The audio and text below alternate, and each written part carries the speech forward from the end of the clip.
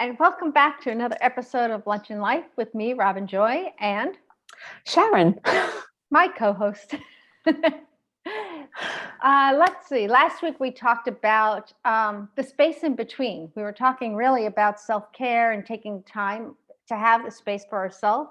But we're talking about what is that space in between. And you hit us with, looking out over the ocean and kind of the gray matter, and which is A little huge. existential. You went for it, that's for sure. Oh, What? you just froze. Are you there? Freeze. I'm here. You're Okay. All right. Go on.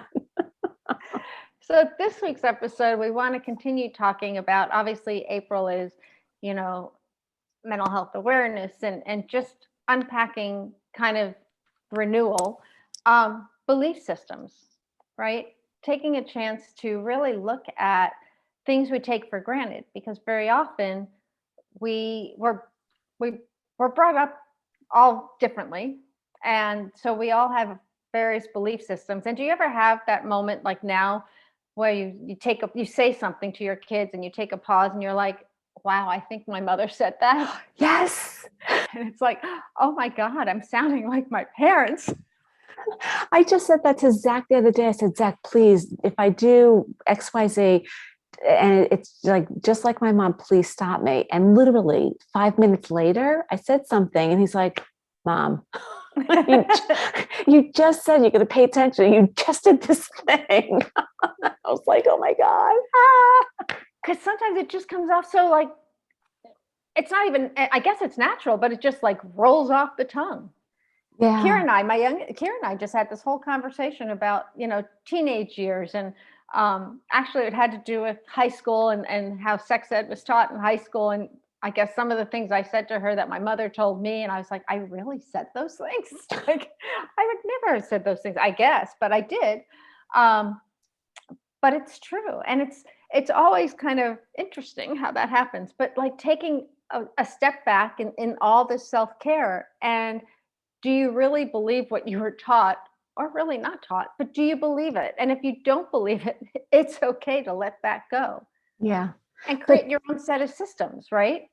Right. But it's interesting because it's a gray area. We did talk about gray matter last week, but bringing a little back in.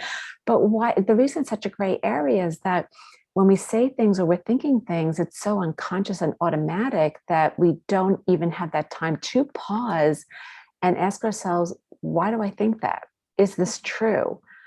Where did I get this thought from? Why do I believe this? So it's really becoming so aware of that conversation. We have so many thoughts and conversations all day long that sometimes it can be a little bit of overwhelm to even know where to start to unpack it. Right. Well, I think the statistics are like you've got 70,000 thoughts a day, right? Something like that, which is a lot. It is. That's a lot. That's a lot of thoughts a day. So to be able to pause and be like, back up, let's try that one again, takes time and being present in the moment. And so, and really, I talk a lot about the imprints, right? And the whole science thing and the amygdala and the imprints from in utero throughout your life. They're like stamps. We're not taught how to love ourselves and trust ourselves. We're born into a family and we are taught to trust them and love them. And that's not bad. Don't get me wrong. I'm not trying to bash my family or anything, but we're given a set of belief systems, right? And very often, like even like whether it's even political views or religious views, you're born into that set of a set of beliefs. A little tongue-tied today. However, there comes a point where you have to make that decision if it serves you or not. Right. Because if you don't pause and reflect on that, your body will actually send you signals in the form of symptoms, right? Because sometimes, and even when I talk about things of them coming out physically, when we have symptoms and we think that it's just maybe from the food I ate or something I did, so much of it comes from our thoughts as well. So when something doesn't, and we talked about this last week too, the resistance and just like feeling that, something's wrong, something's off, right? That gut feeling, the butterflies in your stomach, the knot in your stomach, that's a little bit of a sign of that you should pause and ask yourself, where's that coming from? And when you start paying attention and writing that down, sometimes it is just from that thought of, why do I believe that I don't deserve this? Where did that Right. come from? I'm just throwing that out in the air, right? Like, where did that come from? Yeah. And that's very often why I think this, like, quotes, midlife crisis, right, tends to happen. And it's not necessarily a midlife crisis.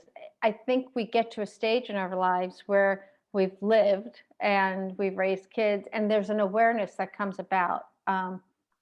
For me, I guess part of my wake up call was being the age that my mom was when she passed away. And so I value my life and I love being able to be a mom to my adult kids and do what I get to do. I love doing what I do. So I have that awareness, but it also was kind of this trigger of being truly honest with myself. And so it's been a long journey and it still is a journey. I think the more you unpack, the more you keep unpacking. But it's really trying to see, like, what those triggers are. And I think that's why very often, like in midlife, if you want to say 50s or midlife, I don't know about that. But if you want to say they are, I think that's why when something happens professionally or personally that triggers a thought or a reaction, it very often goes back to your childhood where you don't know why this person irked you or something like that. Or a boss said something to you that you just didn't sit well. It probably goes back to something that maybe your parent had said or a teacher had said, and now it's starting to come together, and that's where you identify it from. Mm-hmm. So it's really trying to go backwards and say, okay, now this whole picture starts to make sense to me. Yeah, I like to call it a midlife awakening, That's better. right? Because and for me, it started when I was turning 40, and really just kind of stopping and thinking, is is this it? Like, what has taken me here? What do I want to do? How do I want to show up? What do I want to be like? Like all of that stuff, right? So for me, it was physically all my symptoms and my body was falling apart. And looking back at that resistance, looking back Mhm. at the questioning of, why do I believe that? Why did I think I'm first generation American? So why, like, I was raised in like a fear mindset of not having very little, never having enough, not trusting, Right. because my mother's a Holocaust survivor. So, like you said, being born into belief systems, I was born into like this huge set of belief system of not trusting people, Wow. not, and living in this fear to like saving everything for a rainy day. You don't enjoy now, wait later, Hmm. sacrifice everything now so that later you'll have the big payday, so to speak. Right. And And why? Like, and when you think why? about it, why? Like, what if something happened to you tomorrow? Right, What? right. And then also not communicating because you're not supposed to share, and be strong. And I think for our kids, they're so lucky because you and I, with our midlife awakening, have been able to communicate and be open and share with them so that they don't have to wait until their midlife Mhm. crisis, whatever age that's going to be. They can start working on it in their 20s and create their own belief systems and start questioning why they believe things so that they can have their own map and trust themselves. I like that. I like awakening. Much better word. Much better word. But that's what it is. And it's so funny though, because we've been conditioned to think it's a midlife crisis. Because what are you doing? You're shaking, uh, whatever happens, whatever, people, they have affairs or they buy a car or they get divorced, it's like, oh, it's a crisis. It's, is it? Says who? Yeah, says who? Who wrote that handbook? Right. So asking yourself, is that true? Says who? Where'd you hear Mhm. that? Why do you believe it? Right. I'll never Good. forget. I Go like ahead. that. Yeah. I really, no, I like that. I like the awakening, and I like the idea of really questioning, and pausing and taking the time to say, it is my life, right? And your life doesn't have to look like my life, and my life doesn't have to look like your life. And so you're fully capable of making those decisions for you, by you. Right. Right. You're an adult and you shouldn't live by my expectations of what you think I want or expect from you. Right. And it's a convoluted, messy, path, but being able to recognize it Hmm. and realize that you have a chance, you have a choice Choice to take a chance, to to make a make a change. change. And it's just a beautiful way to come to terms and understand and release anything that may be attached to it. Hmm. Because your responsibility is to how you show up and who you're going to be and figuring out what that means for you, not what somebody else thinks it should be. And that's like it's a challenge for sure. Right. And that's when I truly do think you choose the lifestyle. Like, that's why I do say joy is a lifestyle, because it's different than happiness. I Mm, mean, hopefully you are happy, and yes, you know, you can be happy, you can be sad, and there's some reasons you can have both. But that lifestyle of content and knowing who you are, and being happy and satisfied in your skin and your decisions and trusting that, that's joy. yes, I love that. So let's give people some tips of what they can do to start exploring their belief systems. And what do we always say? Journal, write things down. Totally write things down. It does make a difference. I really was quite resistant to journaling for a long time. I would journal here and there, and I've gotten so, it's like meditation. It took me forever to do that too. Um, it makes a difference when it gets out of the head through the little fingers to paper. It Yeah, really does. So because the journaling energy is huge. moves. Yeah. Yeah, energy moves in the body. And I was the same way. And it's like, oh, what good is this going to do? Right. But with that mindset, of course, nothing's going to happen, right? You have to change the way you look at things in Yeah. order for the things you look at to change. Yeah. So whatever comes to you in the morning, and interestingly, I've had people be like, oh, what if, somebody in my family finds my journal? Well, if you feel that, then write it and burn it or rip it up and throw it out. But it's just getting it through your body and onto paper, because there is a pattern that comes out of that. Hmm. And it really shows you that deeper part of you that is dying to come out. And when you allow it and don't think about it and just write, True. magic happens.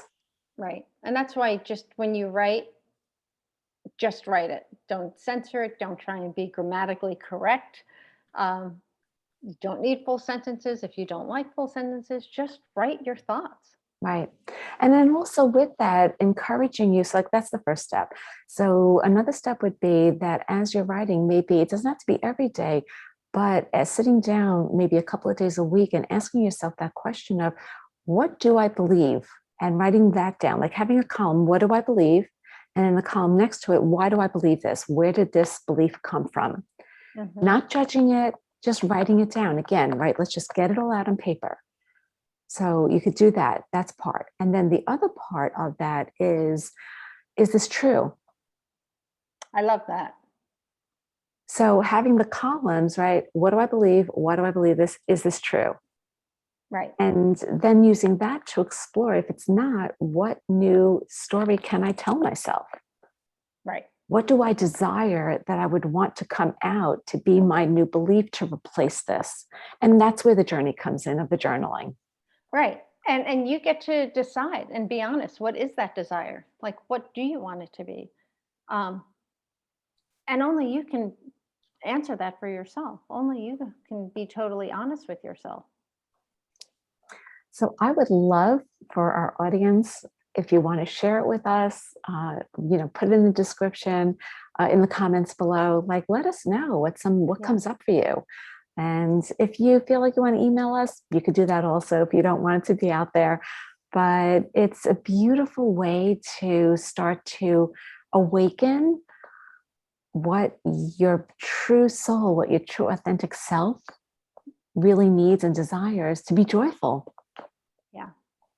And have a new lifestyle. Exactly. Because it is a journey. I love that. It's a journey. Yes, it is. Well, that's a good way to end. It is. That is. I think this has been an amazing month, which we're going to continue because mental health, physical health, the emotional, especially with spring, the purging, the detoxing from March. We want to be our best selves and live our best lives. And so next month, stay tuned. We have a lot more coming up and we can't wait to share it with you. Absolutely. Love unpacking lunch with you, Sharon. Same here. And we'll see everyone next week. Have a great day. You too. Bye.